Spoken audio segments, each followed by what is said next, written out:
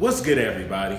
I'm Josiah the Prince, producer, artist, engineer based in Wisconsin, and you're now tuned into the Journey Podcast, where we strive to inspire the future generation of young entrepreneurs, creatives, and business owners. Today we have a special guest. Our special guest is a master barber. He's the owner of the Regimen Barber Collective and the founder of the Education Youth Outreach, taking our youth in a positive direction for their future. Today we have Alvin D. Owens. Thank you for being on my podcast, sir. You did your research. Yes, I definitely did. That's good. Definitely. Yes. Got to make sure I give a spotlight to all the positive lights in our community. I appreciate that. I appreciate you being a part of our youth. Thank you. So, who is Alvin D. Owens, and what is the Regimen Barber Collective? So, I am a part of a big family here in town with a bunch of last names. So, but I'm proud to say that I'm a part of one of the largest, if not the largest. I know at one time we were the largest African American families in town, and what that afforded me was an opportunity to be a part of almost an automatic network, having so many family members, cousins, and uncles and aunts, and some of them, when I was a kid, they had businesses here in town, and they weren't businesses that everybody in Kenosha knew about, but you knew about it within the family, and you knew about it maybe within the community. So that was something good. That it was just a blessing growing up, knowing that you could look to your left and right, and being a part of a big dynasty. And that would be like the Owenses and the Brantleys and the Gross and the West. It's a lot of different names, so not too many to name on here. But it's a blessing because I was protected. And as far as who I am, with my own 7 brothers and sisters, I've always been like I was the second eldest, so I was the designated at times, and then sometimes self-proclaimed third parent to my siblings, whether they wanted it or not. So I'm just Uncle Alvin to a lot of my nephews and nieces, big brother to all my siblings, but also to the community. So that's who I am. That's good. Not a lot of people have an opportunity to, one, be connected as you are when it comes to the family, but even have the blessing to be protected as well. Yes, it's a blessing. How long have you been a master barber, and how did you get started? I grew up in it. I always tell the story, my barbers laugh at me, but I grew up on that Metro train because, and when we counted up the years, by the time I was an adult, I equally grew up in Kenosha and Milwaukee, because divorced parents. My father was Milwaukee and Kenosha, and then my mother was Chicago. So and he still lives around the corner to this day. We literally would get on the Metro train and we were just back and forth, whether it was the summers, whether it was school here or school there, different years, different times. So we grew up in 2 different cities. And I did the most out of all my siblings. With my mother in Chicago, she was a stylist, and she's quite known. She was at one time the only owner, female black owner downtown Chicago. So she's been in the loop for over 40 years doing hair. So I'm a shop kid. And I grew up in the shop, like I said, back and forth, Kenosha, Chicago on that Metro train. But when I was in Chicago, I had to clean up the shop and things like that. I told my friends I knew how to cut, but I didn't, so that's a confession. But there were a lot of creative cuts when I was 14 and 15, and making my siblings here in town guinea pigs. But I would always say I knew how to cut, but I didn't. I was growing as a teenager, and it was just something that I was always doing. I actually didn't get into barbering professionally until my 40s, because it was always a part of my life. I grew up in it. I've been to a lot of the shows, and so when I embraced it later on in life, it fit. It was like I was already a part of something, and it was almost like the trade was waiting for me. And that was because I had did a major career change and shift. I wanted to just have my own and be my own boss. I excelled in every job that I had, but I've always felt like there was something missing. And especially with the things that I do, the college tour is 24 years old, and so every job that I had catered. Well, it didn't, but I was blessed because the managers would give me the time off to do the community service work. But now being a barber, it just goes hand in hand. I could take off whenever I want. I'm flexible. I'm still an educator at Mario Chikoshi. I'm going to be, I don't want to announce that yet, but I'll have something. I'll give you an exclusive next time when I make that announcement. But there's certain things that I'm doing with my career in barbering, and I'm loving it. I'm enjoying the ride, and now I'm 53. So my message with that would be that yes, I grew up in a trade world, and I didn't embrace the trade professionally. I embraced the trade, but I didn't embrace it professionally until later on in life. So it's never too late. That's one message. Yeah. But the other thing is that I actually appreciated it. I don't think I would have appreciated it if I would have gone into it professionally. I think I would have burnt out because of my energy and how I was and traveling and moving around. But who knows? But I'm just glad that I arrived at it at the right time. And I had no intention of opening up Regimen Barber Collective, which was part of your second question. I knew around about 6 years ago, I wanted the word Regimen Barber, and I think I even called it Regimen Grooming, and I went and got my domain and LLC for that in Illinois.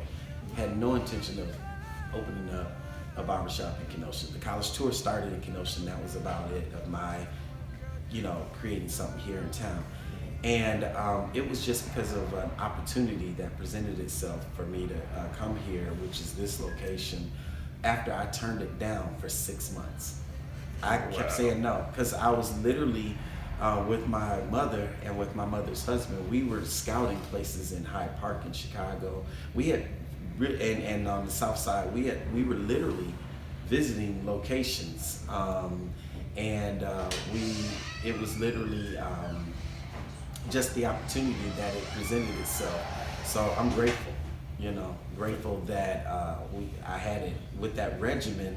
When I opened it up here, and I was like, okay, if I do it in Kenosha, if this opportunity, after I kept saying no, if I do this, how would I do it? And of course, I got a big family. So I was like, okay, I'll have some money. So I know some of them would come to me, but I didn't want to take all my family. Of course. And then there was, I do the college tour, and I continue to do the college tour, so I'll net some of that. Right. But then I was like, Alvin, everything that you did in Chicago, everything you did in New York, everything you've done, even with the college tour out of the Midwest, it's going to be successful. So I said, all right, Regimen Barber, and like I said, in Kenosha it was called Regimen Grooming. In Chicago it was called Regimen Grooming, and I don't know if it was gonna be a lounge or whatever it was going to be. And so I said Regimen Barber, and I was thinking of words, and I asked Arlen and Dr. Dominique to help me come up with a saying, and I had some different words, and I said a collective. I do the college tour. There was this room right behind you. Everybody was saying I should make it my own private studio because I'm a master barber and educator, and I said, you know what? I'm gonna turn it into a legacy lab. And I knew the vision, and I said it'll be the home base for the college tour. It'll be an incubator. It'll be a lot of different things. And so far we've had businesses and movements and efforts out of that little lab and this shop. And I knew I wanted a store, and I wanted the Barber Book Club. So collective just fit. Regimen Barber Collective. And Arlen and Dominique helped me get those words together, and I was like, yeah, all right, I'm gonna do it. Regimen Barber Collective, that fits Kenosha. And the one thing I always say is that Kenosha didn't need another barbershop. It just didn't. But what I have to offer is what's something that Kenosha needed, that I felt that it needed, especially for my community. And we've been riding on a nice wave, a consistent wave ever since. There's a lot of things we do that we don't even advertise, but we consistently do it because it's helping people. So that's Regimen Barber Collective. I'm happy that you brought Regimen Barber Collective out here, and I'm happy that you're giving Kenosha exactly what it needs, especially the people in the community. Appreciate it. So, in a brief summary, when someone comes into your shop for a cut, what's your process from what's that on your head to that's casket ready? I'm glad you brought that up, actually. So, I was particular in hiring barbers because there were some barbers that reached out to me who were already in the field. There were some barbers who wanted to just do their own thing that I wanted, and I respected that process. And so the best barbers that I hired are the ones that I could actually help grow, whether they had the craft down or not, the skill set already, I could just enhance that. But as far as the mindset, that's what I was looking for. And the people that I've interviewed, a lot of people don't realize I've interviewed a lot of people, and I've turned away, but I've never turned anybody away that I couldn't help. I always sent them to another shop. I'm gonna mention something little, but I'm not gonna stay on it. But we're creating a hair culture here in Kenosha, and that's with myself and a bunch of the owners. And so we've been just busy behind closed doors, but a slow brew. We're not announcing anything yet, but we're just a slow brew, and just dotting the I's and crossing the T's, because we're definitely going to bring something really nice to Kenosha. And there's a lot of talent here in Kenosha, believe it or not. It's a lot of talent, and thank God for you and other media outlets to spotlight that. Because we need that within our community. We don't have that main media vehicle, so you having this is always a blessing for us. But when they walk in and they look in any type of way, it's all about educating. I could care less that the barber is flashing his brand new shiny gold encrusted, diamond encrusted clippers. Right. I could care less if you could do an award-winning cut. I really could care less. But when the customer comes in and when they leave out casket ready, because we do provide great cuts, the customer needs to leave out wanting more. They need to leave out like, I want to come back to Regimen. Right. Like they gave us the complimentary water. They had coffee, teas. They had some books up in there. The conversation was good. It was a good vibe. Nobody smelling like some other scents other than shop scents and what people think shops. You know what I'm talking about? Right. Scents are. I mean, if you look across, we have the beard bar cabinet over there, and we have the different scents that people could spray on them, and that's what it's about. The word regimen. I mean, I want people to really believe in what our shop is called, not Alvin's Barber Shop. Alvin's Shop. It's not Alvin's Shop. It's for the community. And it's a regimen, and regimen means an everyday concept. So I want brothers to come in, and women are welcome here too, to feel like, hey, this is an everyday concept. It's a vibe. That vibe is an everyday concept. So it's more than just the haircut. You will get great service, but what does that mean? So you're gonna get a great haircut, but thank God you're gonna get great service with it. Sister Jenkins could bring her 5 grandbabies in here and feel good and comfortable, and then the guys can have their day and can have a night. I'll offer that to any group of guys that want to come in and have their own thing, and have a sports night. You know, we'll lock the door and they can have a sports night, but you do things decent and in order, and that's what we like about Regimen. Make sure y'all tap in with Regimen Barber Collective. They're creating a whole experience, leaving out casket ready. Yes. Yeah, definitely. I noticed you also have been heavily involved over the years with the youth, inspiring them to become their best selves. Mm-hmm. What made you become an educator of the youth and start the Education Youth Outreach? I worked for CPS. I worked for Kenosha Unified School District. I love those jobs. Actually, they're to date, as far as working for somebody else, those have been my best jobs. I've worked in New York. I worked in the school systems in New York and with agencies. And in education, to me, those are, when you actually see people grow, not only just watching them grow physically, but just watching them grow internally and mentally and soulfully, you know.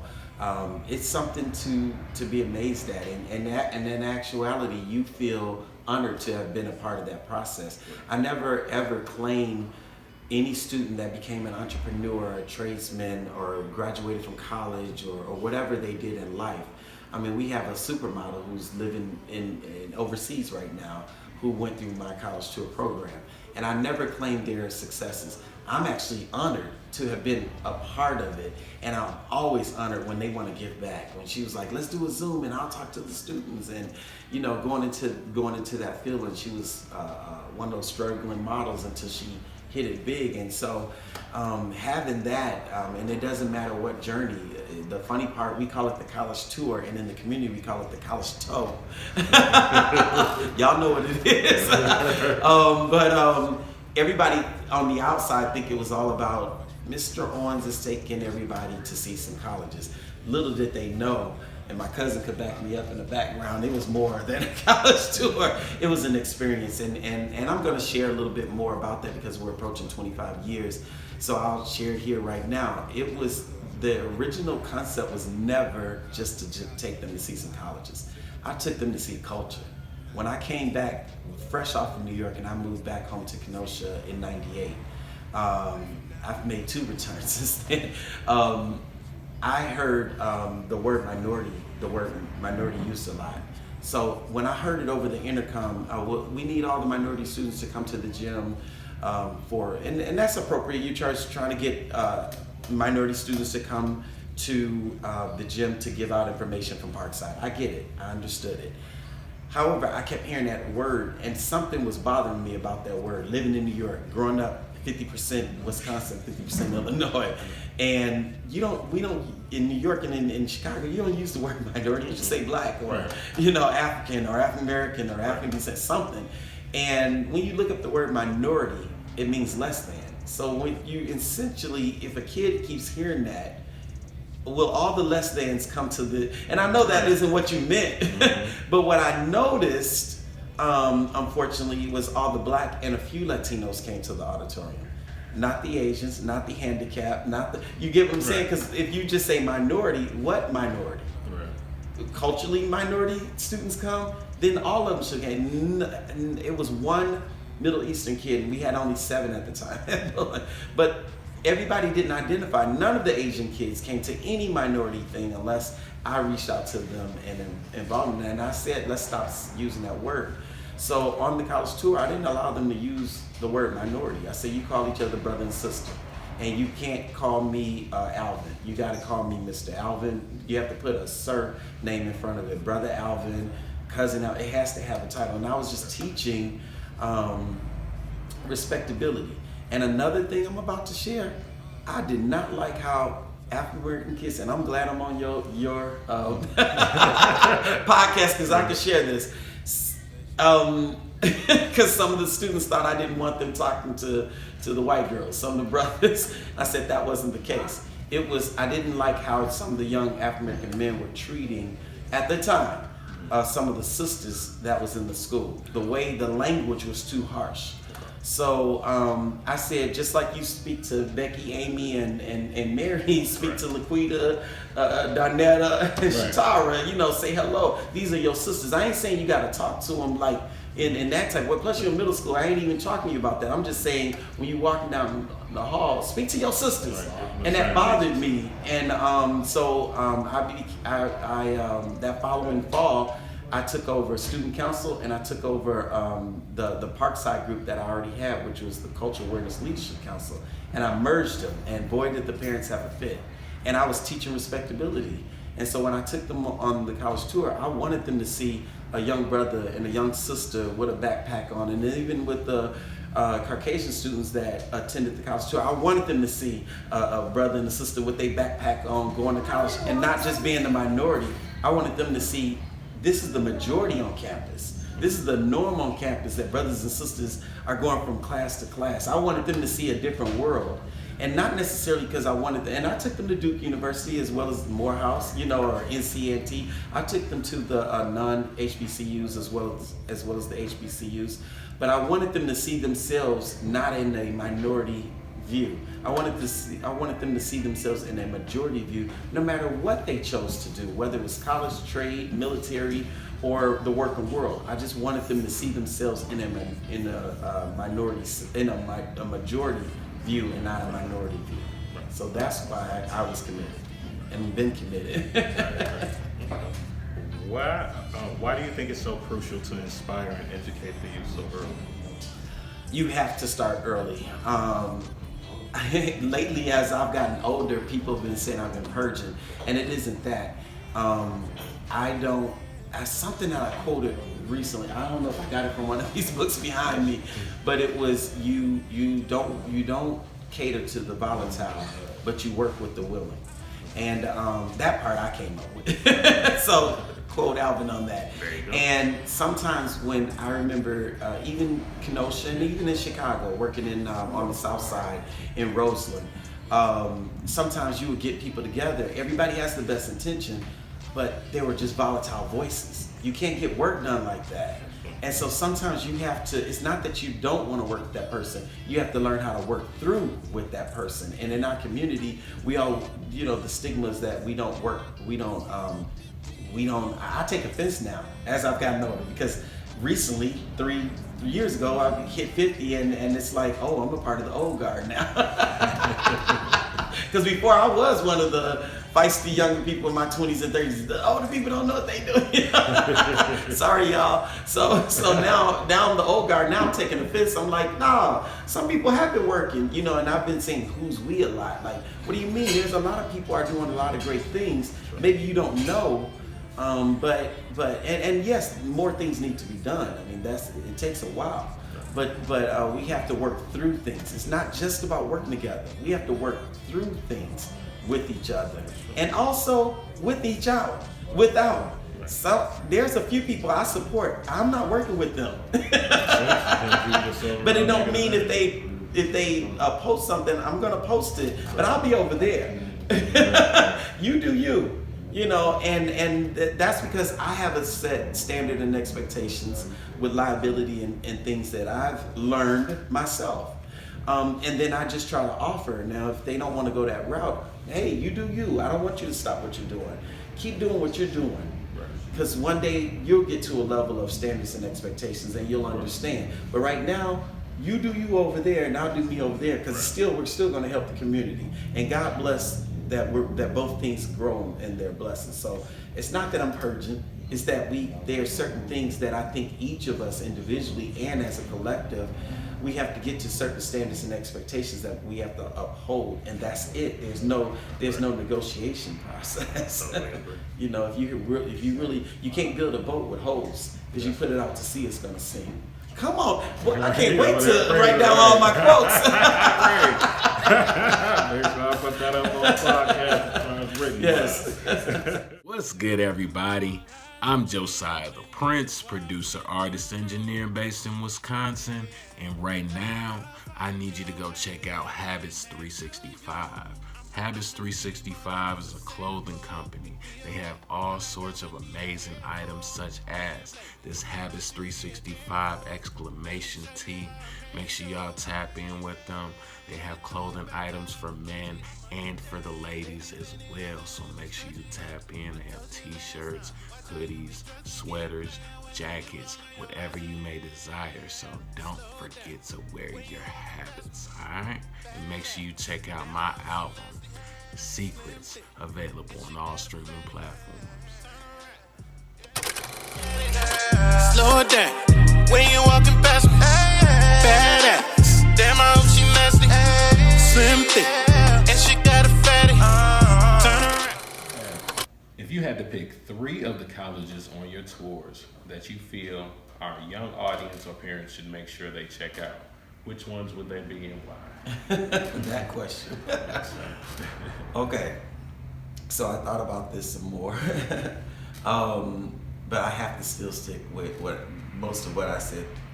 So I'm gonna say number one, if parents have to see, and they didn't have a lot of choices, they had to see the epitome of HBCU schools. I would say the university campus in Atlanta, Georgia. That's Morehouse, Spelman, and Clark. And just down the promenade, because it's all connected, is Morris Brown. And a lot of people know where Morris Brown is. I mean, they don't know where it probably is, but they've seen it. If you've seen Drumline, if you've seen any of the Spike Lee School Days, all those type of movies, they were filmed at those campuses, mostly Morris Brown. And Morris Brown, and everybody out there in the world will correct me, but I believe Morris Brown is the oldest HBCU. But that's where you're gonna get the epitome of it all.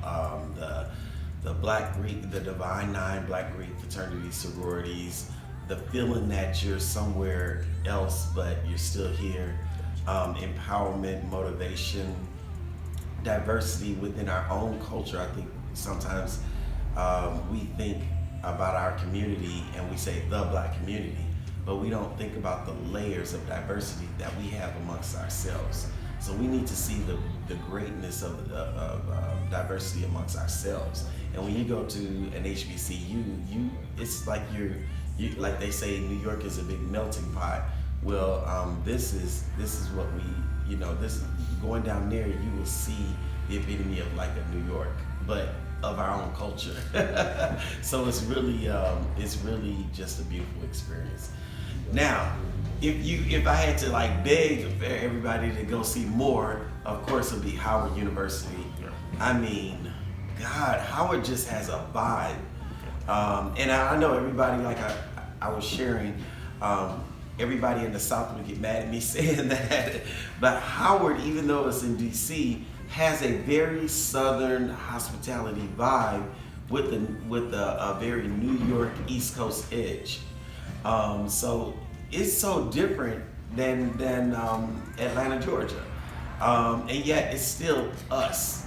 Of course, NC-A&T, and then of course the Bible Belt, Alabama State, Tuskegee, Jackson State. So I'm sorry I have to keep mentioning them, but I could go on and on and on. FAMU, what's up in Florida? Okay. If you could meet 3 people alive or dead, who would they be and why? Wow. If I could meet 3 people alive and dead, because I have some regrets about this. I don't have regrets about just living. I have regrets that I didn't get a chance to see certain people when I had the opportunity. I did see and shook Rosa Parks' hand, so I'm grateful for that. But I wanted to meet Nelson Mandela. And I remember years ago in college when they were talking about going to overseas trips and things like that. And I was like, I should go to South Africa. And I'm thinking that was so far-fetched. And now, 24 years later, that's all I do is take students and their families around the country, and I travel. I've only been out the country a few times, but I wanted to meet Nelson Mandela, and I feel that I would have been able to meet him, if I would have traveled overseas. I don't know if that would have happened, but that's one person that I want to meet. I was there also, who's living. I was at the when I was in Grant Park, and I was close to the stage, not that far away from the stage, maybe from that wall to the door. That's how far I was when the countdown was for Obama to be president. And all the signs looked like he was being president. But in my lifetime, I'm 53 years old now, but in my 40s, I didn't expect that I wasn't gonna ever see a Black president. So that shook me. I closed my eyes, and the numbers were getting close and close.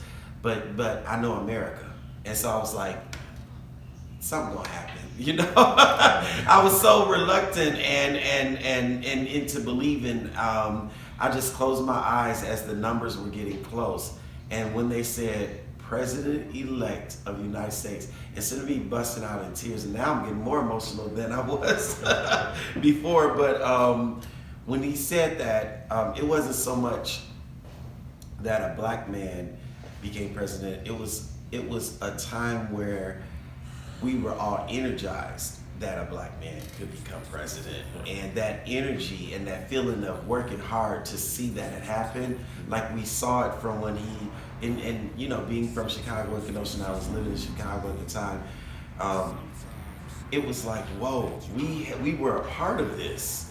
You know, it wasn't like he just did this on his own. Like, we were a part of this, and like literally, I closed my eyes, and when they made that announcement, I kept closing my eyes and just waited for him and his family to come out. And if I don't care what you say about, really, I could care less about what anybody say about any president, but this one in particular, I cared, because if he didn't do anything, he broke so many stereotypes and stigmas. He showed on a worldwide platform, on a universal platform, how he treated a black woman. He was affectionate with her. He didn't cause no scandals with her. You know what I'm saying? Like every president has done on both sides. But this man showed how you treat a woman, and he had a black queen. And for me, people say, well, he didn't do this or he didn't do that. Shut up. Because he did it all. He did more. And of course, you're supposed to treat your woman right.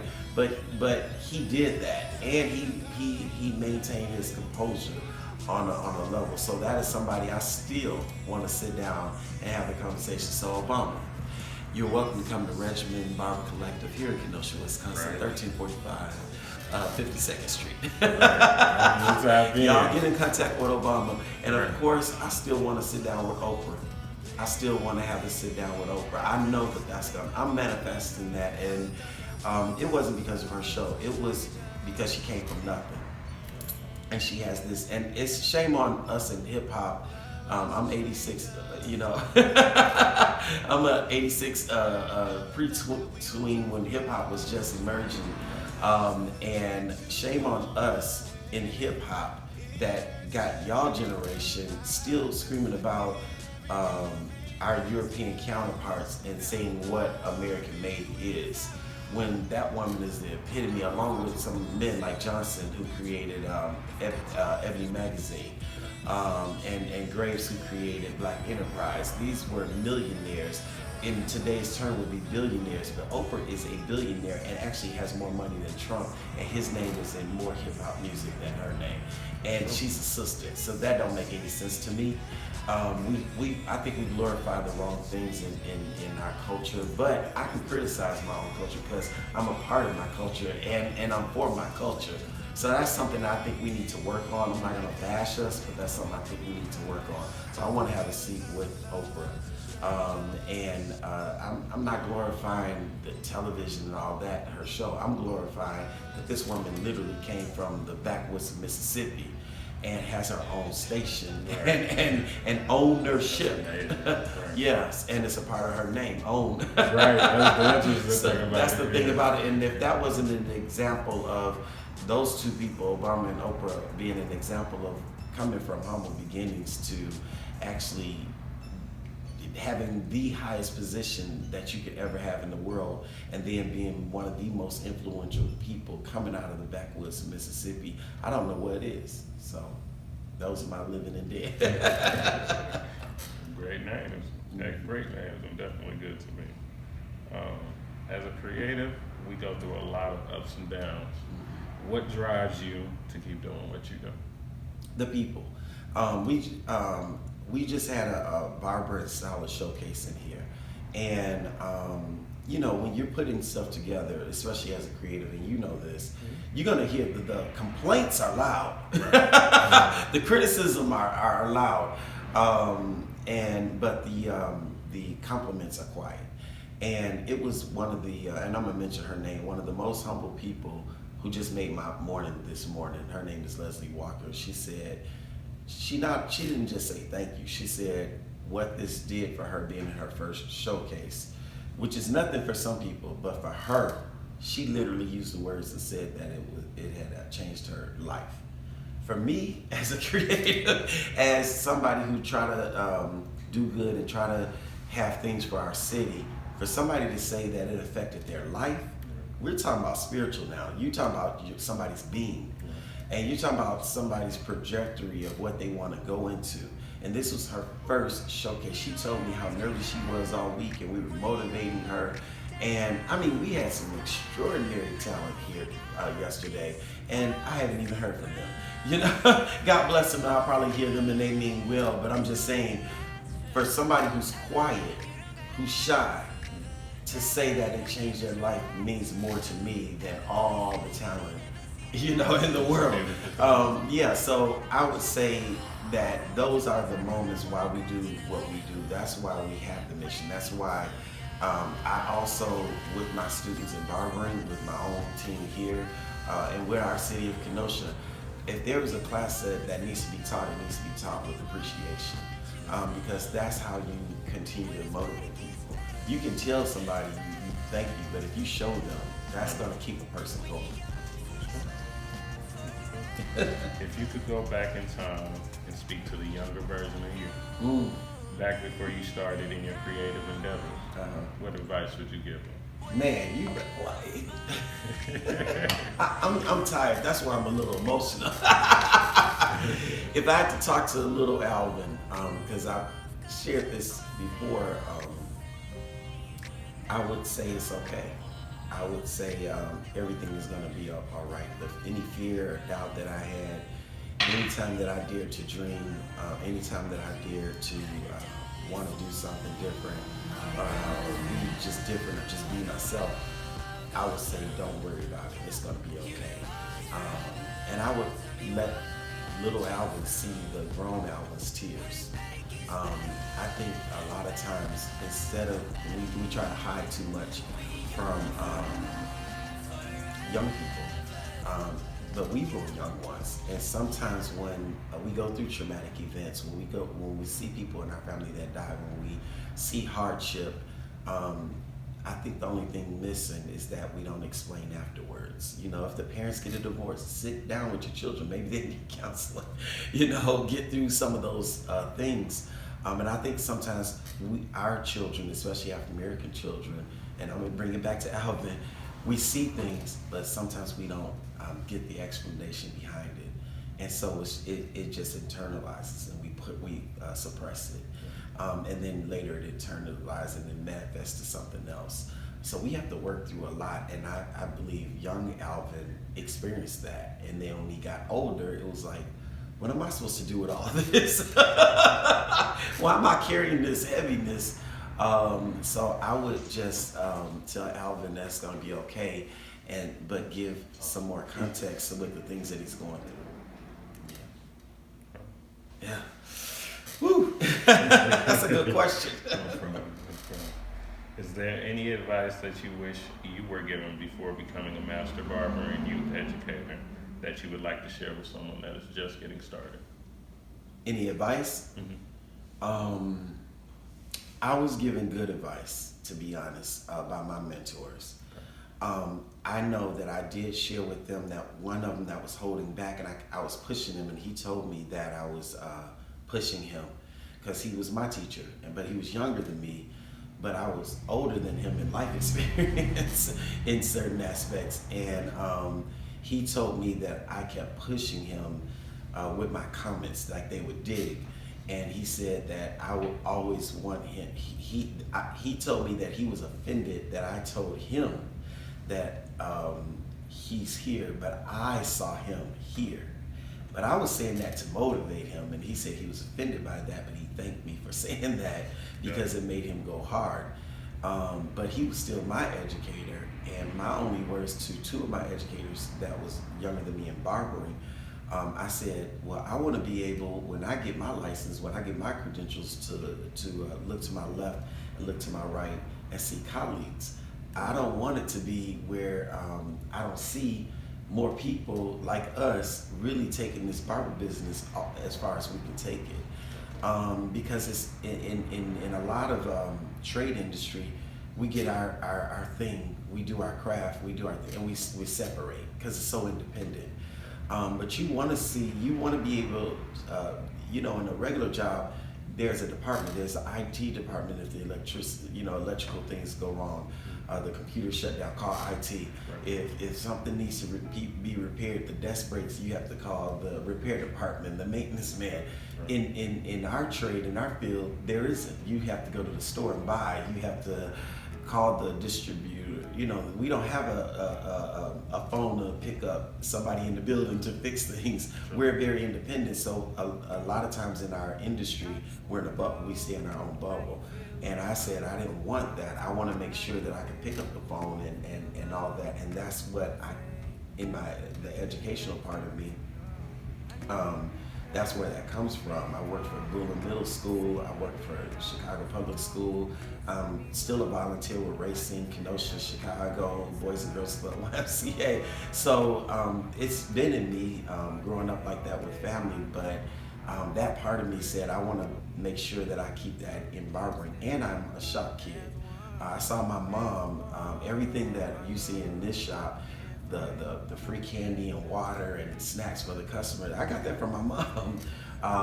So I ended up getting a lot of good advice, but why am I going to hold on to it and not share that with somebody else? So I would say anything that I was given that I'm sharing with my barbers, whether they want it or not, they're going to get it. And I'm going to see to it that they have some of those values, and then also their own that can blossom of how they want to treat their clientele, because their clientele will always come back if they do that. And their journey will be great if they do that. So that's what I impose on my students, on my barbers, on all the students of the college tour. We have to be a community, and there's no other way around it. So name a tree after me after I'm gone, but it has to happen. Right. If you're under my tutelage, Alvin D. Owens, is gonna happen. You heard it. Make sure you make it happen. What's up next for Alvin Owens and all your creative endeavors? I know before I said that I wasn't gonna share, so I could share a little bit more.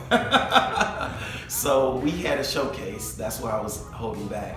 And we had a showcase and a hair showcase, barber and stylist showcase, and it was extraordinary. So in the hair industry here for Kenosha, we're growing a trade community, and we want the thing that I'm imposing on our hair industry talent is that our customers need to appreciate what we do. Not only appreciate, they need to respect it. And customers don't respect our industry because of lousy habits, because of poor implementations with tools. And if you don't bring that to a certain standard, people is just gonna treat you, and they're not gonna pay you anything. You might as well just charge them what Supercuts charge. Sure. Because if you smell a certain way, the offensive smells that I'm talking about to the general public. You may think that that's a nice smell, but the general public may say, do that at home, which is no problem, But in a business setting, you need to smell like the business that you're creating. So my shop needs to smell like herbs and aftershaves and things like that, and candles, And so the customers, when they come in, they're gonna pay that value of what you imposed upon yourself and your talent, your craft. So that's one thing that we're doing, and we're having these showcases as one of many. So I didn't share that before, leading to the Kenosha Hair Show. So that's what we're going to be doing. That's what we're going to present to the city, and all are welcome to come.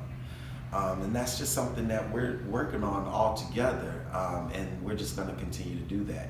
On the college tour side, I'll start with this shop that, even though this is a barbershop, it's more than a barbershop.